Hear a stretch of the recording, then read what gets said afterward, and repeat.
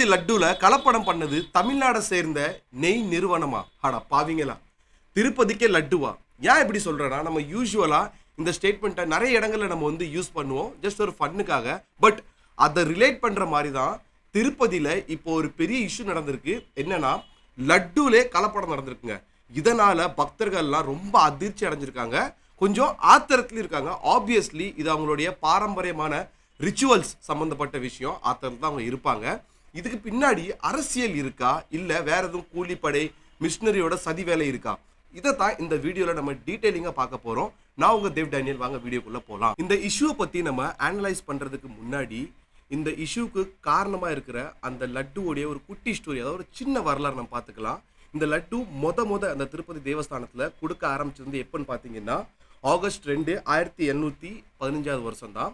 அதுவும் அப்போ மெட்ராஸ்ல தான் இந்த லட்டு வந்து ஆரம்பிக்கப்பட்டது. இப்போ இந்த இஷ்யூ எங்க கிரியேட் ஆச்சுன்னு பாத்தீங்கன்னா, லோக்சபா பார்லிமெண்ட் எலெக்ஷன் போய்கிட்டு இருக்கும் போது தேர்தல் பிரச்சாரத்துல ஆப்போசிட் தலைவரான சந்திரபாபு நாயுடு என்ன குற்றச்சாட்டு வைக்காருன்னா, ஒய்எஸ்ஆர் காங்கிரஸ் ஜெகன்மோகன் ரெட்டி தலைமையிலான கவர்மெண்ட் மேல ஒரு குற்றச்சாட்டை வைக்காரு. திருப்பதி தேவஸ்தானத்துல கொடுக்குற லட்டுல வந்து கலப்படம் செய்யப்படுது, அதுலயுமே அதுல அனிமல்களுடைய கொழுப்பு சேர்த்து கொடுக்கப்படுது அப்படின்னு பெரிய குற்றச்சாட்டை வைக்காரு. இது ரொம்ப பெரிய பூகம்பமா வெடிக்கி அப்போ ஆட்சியில இருந்த ஜெகன்மோகன் ரெட்டி தரப்புல இருந்து இதுக்கு என்ன சொல்லப்பட்டதுன்னா, இது வந்து ஒரு பொய் குற்றச்சாட்டு, அப்படியெல்லாம் ஒன்றும் இங்கே நடக்கலை அப்படின்னு அவங்க சொன்னாங்க. சுத்தமாக அவங்க ஏற்றுக்கல. இப்போ வரைக்கும் அதுக்கு பதிலடி அவங்க என்ன கொடுத்துக்கிட்டு இருந்தாங்கன்னா, விஜயவாடாவில் வந்து ஒரு ஃப்ளட் ஏற்பட்டது, அங்கே நிவாரண பணிகளை ஒழுங்காக கையாள முடியாத இந்த அரசு மக்களை திசை திருப்பதான் இந்த ஒரு பொருளியை பரப்பி விடுறாங்கன்னு இன்ன வரைக்கும் அவங்க சொல்லிட்டு இருந்தாங்க. ஏன்னா அப்போ சந்திரபாபு நாயுடு வந்து எதிர்கட்சியாக இருந்தார். எலெக்ஷனுக்கு அப்புறம் இப்போ அவர் சிஎம்மாக இருக்காரு. ஒரு வழியா லேப் டெஸ்ட் ரிப்போர்ட் வந்துட்டு இதை டெஸ்ட் பண்ண நிறுவனம் எதுன்னு பார்த்தீங்கன்னா NDDB, national diary development board. இவங்க தான் இதை வந்து அனலைஸ் பண்ணிருக்காங்க. இது அமைஞ்சிருக்குது பார்த்தீங்கன்னா குஜராத்தில்.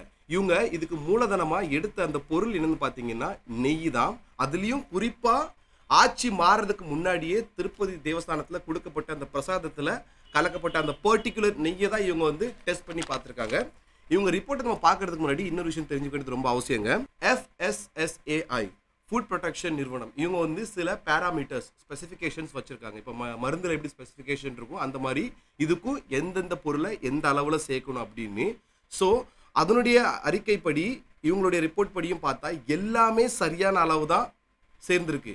ஆனால் குற்றச்சாட்டு எந்த ஒரு பர்டிகுலர் ஸ்பெசிஃபிகேஷனில் வருதுன்னு பார்த்தீங்கன்னா, பியூரிட்டி ஆஃப் மில்கில் வந்து கலப்படம் இருக்குது. அதில் வந்து ஃபிஷ் ஆயில், பீஃப் ஆயில், மாட்டு கொழுப்பு, அதுக்கப்புறம் லாடுன்னு சொல்லக்கூடிய அந்த அனிமலுடைய தோலுக்கும் சதைக்கும் நடுவில் வந்து ஒரு கொழுப்பை வந்து சில ப்ராசஸ் மூலமா எக்ஸ்ட்ராக்ட் பண்ணுவாங்க.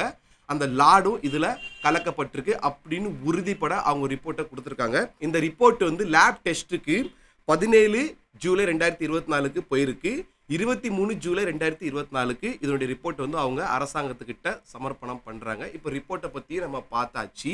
இப்போ ஒய்எஸ்ஆர் காங்கிரஸ் தரப்புல அவங்க மூஞ்ச எந்த பக்கம் கொண்டு போய் வச்சுக்க போறாங்கன்னு நீங்களே சொல்லிருங்க. இது தொடர்பா ரீசெண்டா வந்த தகவலின்படி ஒரு குற்றச்சாட்டு AR dairy food limited supplies இந்த நிறுவனத்து மேல வந்திருக்கு. அதாவது என்னன்னா, இவங்க தான் திருப்பதி தேவஸ்தானத்துக்கு அந்த நெய்யை வந்து சப்ளை பண்றவங்க.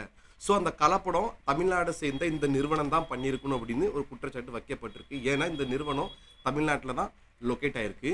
ஸோ இது தொடர்பாக அந்த நிறுவனம் சார்பாக அவங்க என்ன சொல்கிறாங்கன்னா, நாங்கள் கடந்த ஜூன் ஜூலை வரைக்கும் தான் அவங்களுக்கு நெய் சப்ளை பண்ணிட்டு இருந்தோம். எங்கள் நெய்யில் வந்து அந்த மாதிரி எந்த கலப்படமும் கிடையாது. இது எங்கள் பேரில் பொய்யா புரளியை வந்து வதந்தியை பரப்புகிறாங்க அப்படின்னு அவங்க வந்து அவங்க தரப்பு ஜஸ்டிஃபிகேஷனை கொடுத்துருக்காங்க. இப்போ இப்படி ஒரு குற்றச்சாட்டு வந்தோன்னா ஆப்வியஸ்லி 4 பேர் 4 விதமாக கருத்துக்களை சொல்லுவாங்க, பேசுவாங்க. ஸோ பொதுவான கருத்து என்ன வந்துகிட்டு இருக்குன்னா, தமிழ்நாடுடைய பேரை கெடுக்கிறதுக்கும் தமிழ்நாட்டிலேருந்து போகிற ப்ராடக்ட் கம்பெனி நிறுவனங்கள் பேரை கலங்க ஏற்படுத்துறதுக்கு தான் இப்படி வந்து ஒரு பொய் குற்றச்சாட்டு வைக்கப்படுது அப்படின்னு சொல்லப்படுது. இன்னொரு பக்கம் மேபி அந்த மாதிரி கலப்படம் நடந்திருக்கும் செய்யலாம் அப்படின்னு சொல்லப்படுது. இதில் எங்களுடைய கருத்து என்னன்னு பார்த்தீங்கன்னா, நடந்திருக்கு இல்லை நடக்கலை, இதை விசாரிக்க நீதிமன்றம் இருக்குது, முறையான ப்ராசஸ் இருக்குது. அதில் அப்படி அந்த நிறுவனம் தான் இதை பண்ணாங்க அப்படின்னு ஊர்ஜிதம் ஆச்சுன்னா, அது தமிழ்நாடாக இருந்தால் என்ன, வடக்கனா இருந்தால் என்ன, அந்த நிறுவனத்து மேலே நடவடிக்கை இருக்கிறது தப்பும் இல்லை. அப்படி அவங்க பண்ணலன்னு ஊர்ஜிதம் ஆயிட்டுன்னா ஒரு தமிழனா நம்ம சந்தோஷப்பட்டுக்க வேண்டியதான் தமிழன் இப்படி ஒரு காரியத்தை பண்ணல அப்படின்னு. என்னதான் நம்ம தமிழனா சந்தோஷப்பட்டுக்கிட்டாலும் கொஞ்சம் லாஜிக்கா ஆழ்ந்து யோசிச்சு பார்த்தா அந்த நிறுவனம் சார்பா அவங்க கொடுத்த ஜஸ்டிஃபிகேஷன்ல ஜூன் ஜூலை வரைக்கும் தான் நாங்கள் வந்து இந்த நெய்யை சப்ளை பண்ணிக்கிட்டு இருந்தோம் திருப்பதி தேவஸ்தானத்துக்கு, அதுக்கப்புறம் நாங்கள் ஸ்டாப் பண்ணிட்டோம்னு சொல்லிருக்காங்க. அப்படி பார்த்தா இந்த லட்டு சாம்பிள் போனதுமே ஜூலை மாதத்துக்கு தான். ஸோ எதுவாக இருந்தாலும் இப்போ அங்கே வந்து கவர்மெண்ட் ஆஃபீஸர்ஸ் வந்து ரெய்டு நடத்திக்கிட்டு இருக்காங்க. ஸோ அதுக்கப்புறம் தான் நம்ம முழுசாக இதையும் சொல்ல முடியும். இப்போதைக்கு குற்றம் யார் மேலே இருக்குன்றதை நம்ம தெளிவாக சொல்ல முடியாது. இப்படி தோண்ட தோண்ட ஒரு பக்கம் சந்தேகங்களும் குற்றச்சாட்டுங்களும் கண்டினியூ வந்துகிட்டு இருக்க, தோண்டாமலேயே பகிரங்கமாக தானாக முன் வந்து திருப்பதி தேவஸ்தானத்தை சேர்ந்த பிரைஸ்ட், அவருடைய பேர் பார்த்தீங்கன்னா ரமணா தீக்ஷித்துலு. இவர் வந்து நம்ம லேமேன் லாங்குவேஜ் நமக்கு புரியுற மாதிரி சொல்லணும்னா பூசாரின்னு சொல்லலாம். பூசாரிங்களுக்கு அவர் ஒரு ஹெட்டு. இவர் என்ன ஒரு குற்றச்சாட்டை வைக்கிறாருன்னா, இது சம்பந்தமா நான் 5 வருஷத்துக்கு முன்னாடியே தொடர்ந்து 5 வருஷமா அங்கே உள்ள ஆளுங்கள்ட்ட நான் வந்து மெம்பர்ஸ்க்கு வந்து நான் கம்ப்ளைண்ட் பண்ணிக்கிட்டு இருக்கேன். ஆனால் யாருமே இதுக்கு செவி சாய்க்கலை.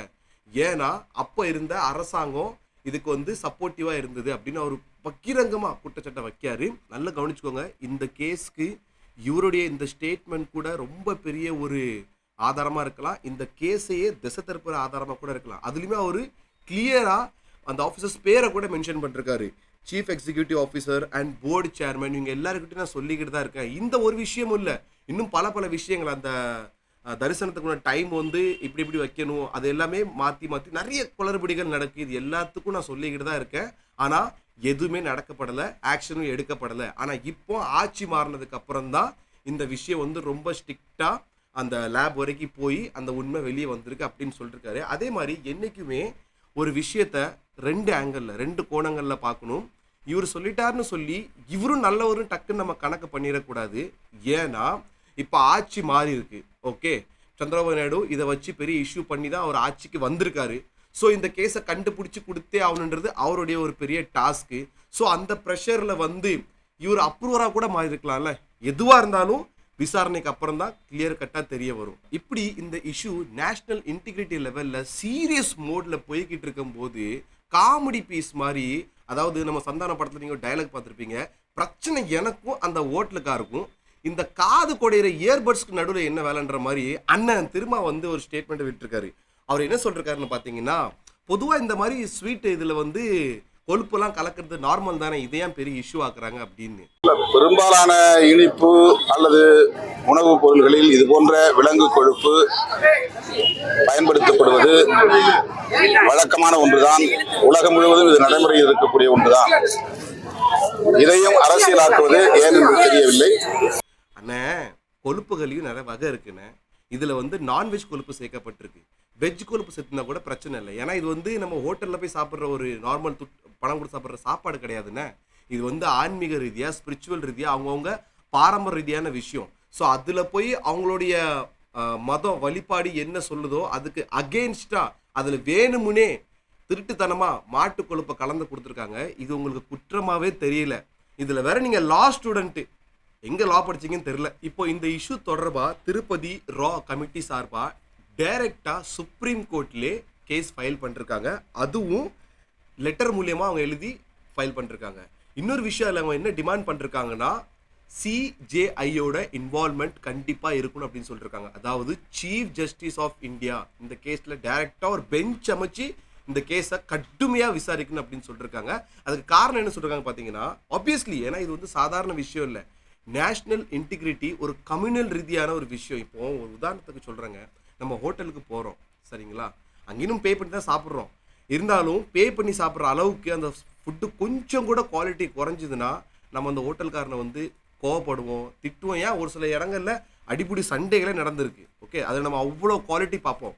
வேறல்ஸ் அதை அப்படியே நீங்கள் ஃப்ளிப் பண்ணி ஒரு கோவில்லையோ, திருப்பதின்னு சொல்ல வரல, பொதுவாக ஒரு பிரசாதத்துக்கு நம்ம வாங்கி சாப்பிட்டோம்னா அதை துளி அளவு கூட நம்ம குவாலிட்டி பற்றி யோசிக்க மாட்டோம். உப்பு இருந்தாலும் சரி, டேஸ்ட் இல்லைனாலும் சரி, நம்ம கண்மூடித்தனமாக அதை வாங்கி சாப்பிடுவோம். அதுக்கு காரணம் என்னென்னா, அந்தந்த கம்யூனிட்டி சார்ந்த மக்கள் அவங்க தார்மீக ரீதியாக வச்சிருக்க ஒரு நம்பிக்கை, இது பிரசாதம் அப்படின்னு.